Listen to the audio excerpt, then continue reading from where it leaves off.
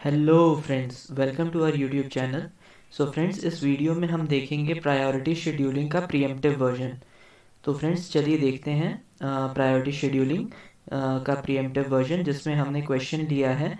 इसमें गिवन है हमें प्रोसेस आईडी 1 2 3 4 5 6, अराइवल टाइम दिया है 1 2 2 3 3 4, बर्स्ट टाइम दिया है 4 2 3 5 1 2 and priority is 4 5 7 8 5 6।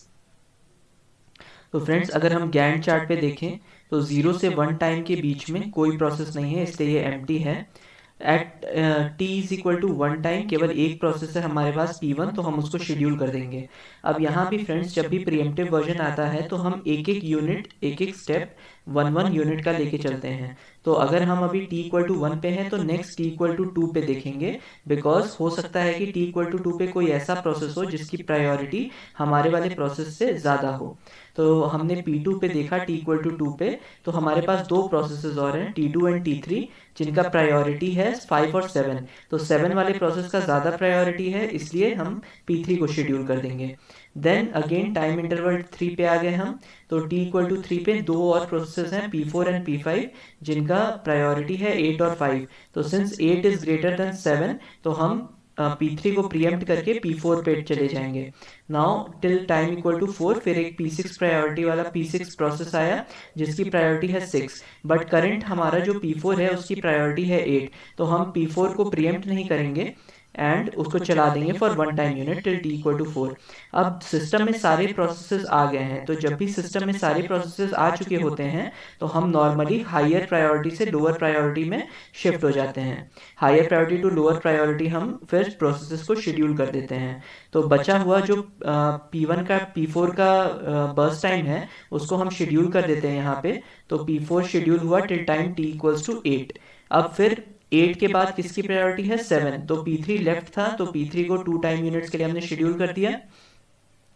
Then we have P6, तो P6 को again 2 time t equals to 2 के लिए हमने ये कर दिया, शेड्यूल कर दिया। Then again comes P2, P2 को हमने 2 टाइम यूनिट्स के लिए, सिंस इसका बर्स्ट टाइम 2 है, तो 2 टाइम यूनिट्स के लिए हमने शेड्यूल कर दिया। अगेन कम्स P5, P5 का टाइम है 1 फॉर दी बर्स्ट टाइम, तो उसको भी हमने शेड्यूल कर दिया। Then comes P1 at the last, जिसकी प्रायोरिटी 4 है, तो उसका बर्स्ट टाइम है 4, हमने पहले एक यूनिट कर चुके हैं, तो बचा 3, तो हमने 3 यूनिट्स यहाँ एलोकेट कर दिए। अब कंप्लीशन टाइम आ गया। P1 का अगर आप देखें तो 18 है, P2 का 14 है, P3 का 10 है, P4 का 8 है, P5 का 15 है, and so on. Then turn around time क्या है, CT minus 80, which is 18 minus 1 that is 17, 14 minus 2 that is 12, 10 minus 2 that is 8, 8 minus 3 that is 5, 15 minus 3 that is 12, 12 minus 4 that is 8. Then waiting time is stat minus BT. So 17 minus 4 that is 13, 12 minus 2 10, 8 minus 3 5, 5 minus 5 0, 12 minus 1 11, and 8 minus 2 that is 6. तो अब हमारा average turn around time total होगा 62 divided by 6 which is 10.3, and average waiting time हो जाएगा हमारा 45 by 6 which is 7.5। तो friends क्या यहीं तक हम रखेंगे आज का लेक्चर।